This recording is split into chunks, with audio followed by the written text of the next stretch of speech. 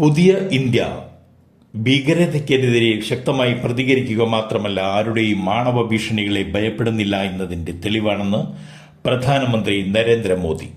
ഭാരതമാതാവിന്റെ സുരക്ഷയ്ക്ക് രാജ്യം അതീവ മുൻഗണന നൽകുന്നു. പാകിസ്ഥാൻ ഭീകരർ നമ്മുടെ സഹോദരിമാരുടെയും പെൺമക്കളുടെയും സിന്ദൂരം നീക്കം ചെയ്തു. നമ്മൾ ഓപ്പറേഷൻ സിന്ദൂർ നടത്തി ഭീകര ക്യാമ്പുകൾ നശിപ്പിച്ചു. നമ്മുടെ ധീരരായ സായുധ സേന കണ്ണിമ വെട്ടാത്ത സമയത്തിനുള്ളിൽ പാകിസ്ഥാനെ മൂട്ടുകുത്തിച്ചുവെന്നും അദ്ദേഹം വ്യക്തമാക്കി. ഇന്നലെ മറ്റൊരു പാകിസ്ഥാൻ ഭീകരൻ തന്റെ അനുഭവങ്ങൾ കണ്ണീരോടെ വിവരിക്കുന്നത് രാജ്യവും ലോകവും കണ്ടു. ഇതൊരു പുതിയ ഇന്ത്യയാണ്. ആരുടെയും ആണവ ഭീഷണികളെ ഭയപ്പെടുന്നില്ല. ശത്രുവിന്റെ വീട്ടിൽ കയറി ആക്രമിക്കുന്നു, മോദി കൂട്ടിച്ചേർത്തു. ബീഹാറിൽ കോൺഗ്രസിനുള്ള ആദ്യ തിരിച്ചടി. മോദിയുടെ അമ്മയുടെ AI വീഡിയോ കോൺഗ്രസ് എല്ലായിടത്തു നിന്നും നീക്കം ചെയ്യണമെന്ന് ബീഹാർ ഹൈക്കോടതി ഉത്തരവ്. തൃശൂർ അതിരൂപത മുൻ ആർച്ച് ബിഷപ്പ് മാർ ജേക്കബ് തോമ്പുഴി 93 വയസ്സ് കാലം ചെയ്തു. വാർദ്ധക്യ സഹജമായ രോഗങ്ങളാൽ ചികിത്സയിലിരിക്കെയാണ് വിയോഗം.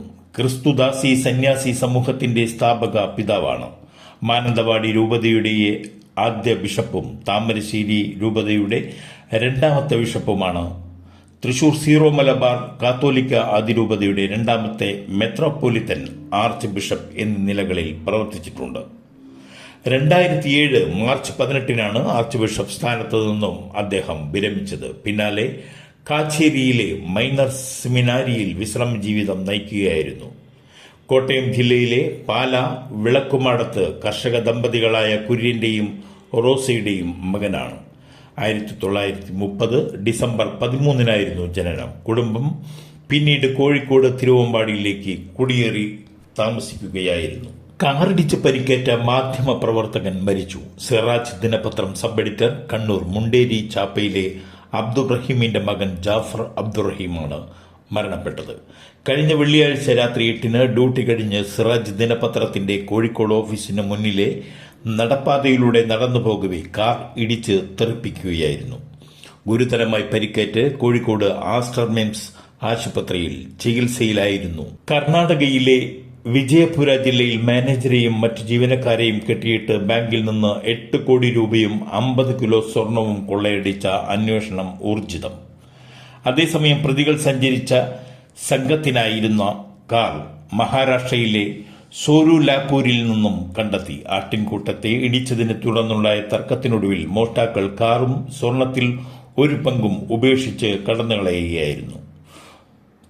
ഇന്നലെ വൈകിട്ട് 7 മണിയോടെ സ്റ്റേറ്റ് ബാങ്ക് ഓഫ് ഇന്ത്യയുടെ കർണാടകയിലെ ചടച്ചൽ ബ്രാഞ്ച് അടയ്ക്കുന്ന സമയത്താണ് മുഖംമൂടി ധരിച്ച് സംഘം തോക്കും വടിവാളും ഉൾപ്പെടെയുള്ള മാരകായുധങ്ങളുമായി ബാങ്കിലേക്ക് അതിക്രമിച്ച് കയറിയത്. തുടർന്ന് ബാങ്ക് മാനേജരെയും മറ്റ് ജീവനക്കാരെയും ബന്ദികളാക്കിയ ശേഷമായിരുന്നു കവർച്ച. ബാങ്കിൽ സൂക്ഷിച്ചിരുന്ന 8 കോടി രൂപയും 50 കിലോ സ്വർണവും സംഘം കൈക്കലാക്കി.